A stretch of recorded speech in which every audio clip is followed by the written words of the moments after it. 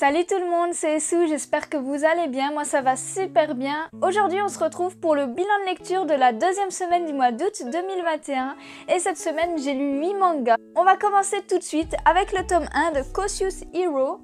Je vous mets le petit résumé. Donc c'est édité chez Doki Doki le 9 septembre 2020, c'est un shonen et il est en cours.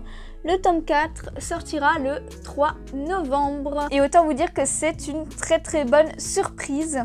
Déjà les dessins ils sont vraiment très beaux. Enfin, je trouve ça incroyable. Les phases de combat sont aussi très lisibles, très agréables à regarder. C'est vraiment très joli. Et puis ce manga est vraiment super drôle. Voilà, on a un héros qui est vraiment super fort, mais extrêmement prudent aussi. Donc le gars, même s'il y a des gens qui sont en danger et tout, il préfère quand même s'entraîner à mort. Il se méfie de tout le temps. C'est super drôle. Je trouve ça assez original le fait que, voilà, que des dieux choisissent des humains pour ensuite les amener à sauver d'autres mondes. Je trouve ça assez original en fait, ça sort un petit peu du lot et franchement on passe un très bon moment. Ce premier tome m'a vraiment bien convaincu, m'a fait mourir de rire à certains moments et la fin du tome 1 m'a vraiment donné envie de lire la suite, donc j'ai très hâte de continuer cette aventure. Je sens qu'on n'a pas fini de rire avec. Ensuite nous avons le one shot Pourquoi je galère toujours en amour. Voilà pour les petits résumés. Donc c'est édité chez Akata le 10 septembre 2015, c'est un shoujo et comme je viens de vous le dire c'est un one shot. Et en fait c'est un one shot qui regroupe environ 6 histoires, ouais 6 petites histoires courtes. Donc voilà, on passe un bon moment, c'est assez drôle à certains moments, assez mignon, voilà c'est un shoujo assez classique on va dire. Les dessins sont très mignons, hein, très jolis. Voilà, c'est tout doux, tout mignon. Les histoires sont plutôt variées. Bon, pas toutes très originales, hein, mais suffisamment pour qu'on passe quand même un bon moment. Voilà, c'est un petit one-shot. Faut pas s'attendre à ce que les histoires soient extrêmement développées parce que c'est vraiment des petites histoires courtes. Hein. Quand même, dans ce petit tome, il y a 6 histoires. Mais on va dire que ça se laisse lire, c'est mignon en fait, c'est mignon et c'est parfois très drôle. Enfin, ça se laisse lire pour les fanas de shoujo pur. Vous passerez, je pense, un très bon moment avec de très jolis dessins, avec des situations quand même assez variées, bien que très peu originales. On enchaîne avec le one shot Très cher Mozart. Je vous mets le résumé. Donc Très cher Mozart, c'est édité chez Black Box le 14 novembre 2014. C'est un shoujo et un one-shot. Et autant vous dire que j'ai été légèrement déçue pour ce one-shot parce qu'en fait, c'est un one-shot qui regroupe 3 histoires. Et moi, je pensais vraiment que du coup, l'histoire qui est la première et qui parle un petit peu de Mozart, de ce garçon qui aime jouer du violoncelle, je pensais que c'était vraiment tout le manga en fait. Il n'y avait aucune info qui disait qu'il y avait d'autres histoires à côté. Et ben non, on a du coup cette première histoire qui est Très cher Mozart et ensuite on a 2 autres histoires qui n'ont rien à voir entre elles, avec des nouveaux personnages, un nouveau contexte et des nouvelles histoires qui n'ont pour le coup rien à voir avec la musique en plus. Donc c'est assez dommage dans ce sens-là. À la limite, j'aurais bien voulu avoir les autres histoires mais qui aborde quand même le sujet de la musique hein, pour rester dans le thème. Mais non, c'est vraiment... Les autres histoires, c'est des histoires d'amour assez simples. Bon, malgré tout, c'était sympa à lire. Les dessins sont assez sympas. Après, ouais, je sais que c'est un style qui ne plaira pas à tous. Hein. Mais moi, j'aime énormément ce style graphique. Voilà. Mais ouais. C'est un petit peu dommage dans le sens où je m'attendais vraiment à voir une histoire Très cher Mozart entièrement dans le one-shot. Et en fait, ça n'a pas été du tout le cas. Du coup, c'était un petit peu court, c'est un petit peu fini rapidement. C'était un peu dommage. Mais c'est pas grave. Ça restait quand même un one-shot assez sympathique avec des histoires assez intéressantes, qui se lisaient assez facilement. Et c'est vrai que c'est pas ce à quoi je m'attendais pour le coup. On enchaîne ensuite avec Sans aller à l'école, je suis devenue mangaka. Celui-ci, ça faisait un moment qu'il me faisait de l'œil et le voilà. Je vous mets le résumé. Donc c'est édité chez Akata le 18 février 2016. C'est un seinen et un one-shot du coup. Et c'est un manga assez touchant parce que c'est un manga un petit peu autobiographique en fait. C'est le mangaka qui raconte un petit peu son enfance. Et on voit que ça a vraiment pas été simple pour lui, qu'il est allé assez rarement à l'école, qu'il en avait peur, qu'il avait des angoisses, qu'il en faisait des cauchemars. C'était vraiment un enfer pour lui au quotidien. Et à chaque fois qu'il faisait l'effort d'aller à l'école, ça se passait pas souvent très bien. Il y a des fois où il y avait un petit peu de répit, mais c'était assez rare. C'est vraiment en fait un manga assez triste et dur à lire. On a vraiment envie de faire un câlin à l'auteur en fait en lisant ce manga. Et on peut vraiment voir que les enfants, ça peut vraiment être dur entre eux, mais vraiment très dur. Et certains adultes, s'ils ne sont pas agréables avec les élèves, ça peut être aussi très problématique. On voit que notre auteur est un grand fanat de Dragon Ball et ça me touche beaucoup parce que j'aime énormément cette œuvre également. On voit qu'en fait, quand il va pas à l'école, il passe le plus clair de son temps à dessiner du Dragon Ball en plus. Et petit à petit, commence à créer son petit manga. Et il va avoir la grande chance de rencontrer Akira Toriyama. Donc un petit peu son idole, hein, on va dire. Et c'était vraiment beau en fait, c'était très touchant. Et à la fin du manga, on a du coup Akira Toriyama qui adresse quelques petits mots. Donc on a du blabla, où il raconte un petit peu son ressenti avec du coup l'auteur de cette œuvre-ci. Et c'était franchement très sympathique. C'est un manga qui est vraiment touchant pour le coup, très intéressant et qui m'a un petit peu fait chaud au cœur. Il y a certains moments qui sont quand même assez durs, hein. Ce petit gosse là qui reçoit tellement de méchanceté et d'harcèlement. On voit qu'à certains moments il essaye de faire des efforts et c'est jamais suffisant, donc c'est quand même assez dur à lire, hein. Mais c'est vraiment une très bonne œuvre et je suis très heureuse de l'avoir dans ma collection. Ensuite, nous avons Alice in Mekaland. Alors, en tant que grande fan de l'univers d'Alice au Pays des Merveilles, et ayant déjà pas mal de versions un petit peu d'Alice différentes, eh bien, il me fallait absolument celui-ci. En plus, je l'avais acheté à l'occasion, donc c'était le moment. Je vous mets le résumé.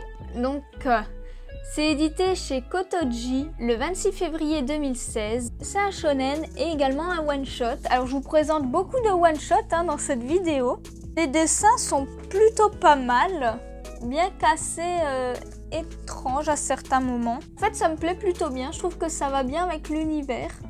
Que dire de ce manga à part que c'est quand même assez what the fuck, hein. On a Alice qui se fait du coup emmener par le lapin blanc qui est un petit peu en mode peluche méca étrange, qui n'est pas un véritable lapin.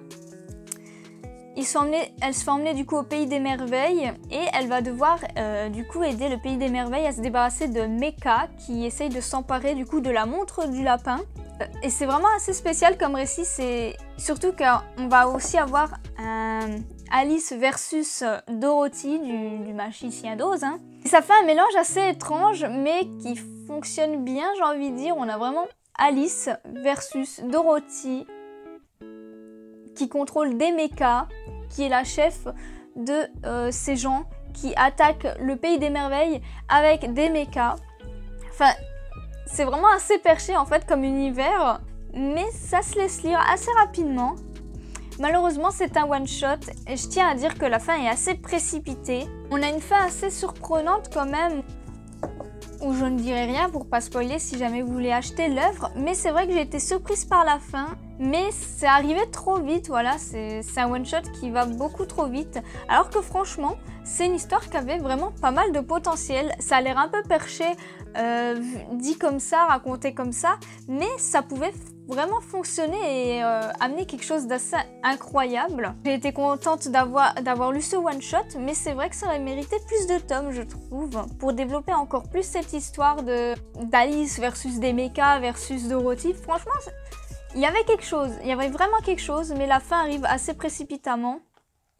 Et on reste un petit peu frustré du coup de cette fin où on en attendait du coup un peu plus. On se dit que Alice va aller du coup à la fin du tome de ce one shot au palais de la Reine de Cœur, Mais ça s'arrête comme ça, on verra pas la suite de son aventure, du coup je suis un petit peu triste, j'aurais vraiment voulu la suivre en fait, et continuer un petit peu son aventure pour la voir peut-être un jour réussir à rentrer chez elle ou non, je ne sais pas. Ensuite, un manga qui m'a agréablement surprise, c'est Pour le pire, tome 1 et 2. Je vous mets le résumé du tome 1. Pour le pire, c'est édité chez Glénat le 17 mars pour le tome 1, 5 mai pour le tome 2. C'est un seinen et il est en cours actuellement. Le tome 3 sortira le 15 septembre et le tome 4 le 17 novembre. Je m'attendais pas à autant apprécier ce manga. Déjà les dessins sont vraiment bons. Cette demoiselle est effrayante à souhait, je vous jure, c'est un truc de fou. Les dessins sont vraiment beaux, hein, vraiment incroyables. On ressent vraiment l'émotion des personnages. Franchement, graphiquement, j'ai rien à dire. C'est vraiment très très très bon. Et ce manga est vraiment fou. On entre dans une sorte de psychologie où du coup ces deux personnages se renvoient la balle. Donc lui qui est un petit peu assistante sociale et elle qui est une tueuse en série et qui a tué d'ailleurs le père d'un des enfants dont il s'occupe. Et du coup le monsieur il va essayer de lui tirer les vers du nez pour savoir où est la tête du père parce qu'ils ont tout retrouvé sauf la tête. Ça va devenir un espèce de jeu de ping-pong où ils vont vraiment se renvoyer la balle. En plus, ce fou, pour essayer de la retenir, il va la demander en mariage. Sauf que lui, il n'a pas envie de se marier. Mais elle va prendre ça au sérieux et elle va tourner ça à son avantage. Et ça va vraiment donner quelque chose d'assez spécial. Où en fait, on voit bien qu'elle est plus intelligente que ce qu'elle en a l'air. Et elle va vraiment le tenir un petit peu à la baguette. On voit elle est vraiment maligne, quoi. Elle arrive à changer d'émotion en plus super facilement, elle peut être trop mignonne comme horriblement répugnante et flippante. Et le dessin arrive vraiment à nous retranscrire ça en plus. Vraiment, j'ai pas envie de trop vous spoil, j'ai envie que vous découvriez ce récit parce que je trouve qu'on n'en parle pas assez, mais il est vraiment très très bon. La psychologie est folle. On est pris en haleine du début à la fin.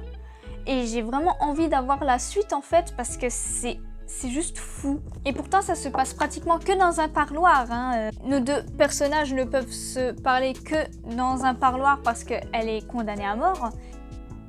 Est-ce elle qui va réussir à l'épouser ou lui qui va réussir à savoir où est la tête du père de l'enfant? Et le pire c'est que j'ai vraiment l'impression que la petite dame elle va réussir à s'échapper alors que techniquement ça devrait être impossible. Mais on a vraiment l'impression qu'elle va finir par réussir à s'échapper et c'est vraiment flippant parce qu'elle est vraiment terrifiante. Même lui, tu sais, il commence un petit peu à flipper, à avoir des doutes. Et le pire, c'est qu'au départ, il fait ça pour l'enfant, mais là, il semble presque prendre du plaisir en fait à aller la voir et à essayer de lui tirer certains vers du nez. Un petit peu comme s'il voulait l'apprivoiser en fait, parce que c'est un peu un challenge hein, de vouloir... apprivoiser une tueuse en série, grosse psychopathe qui plus est.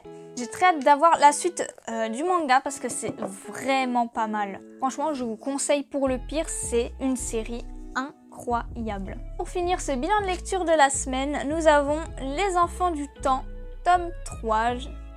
Donc Les Enfants du Temps, hein, je pense que c'est assez connu. C'est édité chez Pika le 17 mars 2021 pour ce tome 3. C'est un shonen et il est terminé en 3 tomes. Alors les dessins des enfants du temps, hein, c'est vraiment très joli. Et personnellement, moi j'ai préféré Les Enfants du Temps à Your Name. Mais ça, ce n'est que mon avis. Je sais que je suis dans la minorité. Et ce 3e tome était assez fort en émotion, assez touchant, assez beau, dans la continuité des autres tomes. Ça respecte très bien le film d'animation, qui était assez sympathique, hein. Même si voilà, je trouve que ça va quand même assez vite. Le fait que ça fasse 3 tomes, peut-être voulu un peu plus, je sais pas. La fin est arrivée assez précipitamment. En fait, j'aurais bien voulu voir un petit après. Je pense que c'est ça qui me gêne. C'est que j'aurais bien voulu voir un petit après. Parce que ça se finit assez brusquement. Mais voilà, c'était très beau. Une très jolie histoire, assez touchante. De très beaux dessins. Enfin, voilà, Les Enfants du Temps, c'est en 3 tomes. Ça se lit hyper facilement, hyper rapidement. Si vous n'êtes pas encore lancé dans l'œuvre, allez-y. En tout cas, moi j'ai plutôt bien apprécié. Et c'est ainsi que ce bilan de lecture de la semaine se termine. J'espère que la vidéo vous a plu. N'hésitez pas à me dire vos lectures de la semaine et si on a des lectures en commun ou non. Vous pouvez également me suivre sur Instagram pour suivre toutes mes reviews que je publie tous les jours. Et sur ce, bien passez une bonne journée!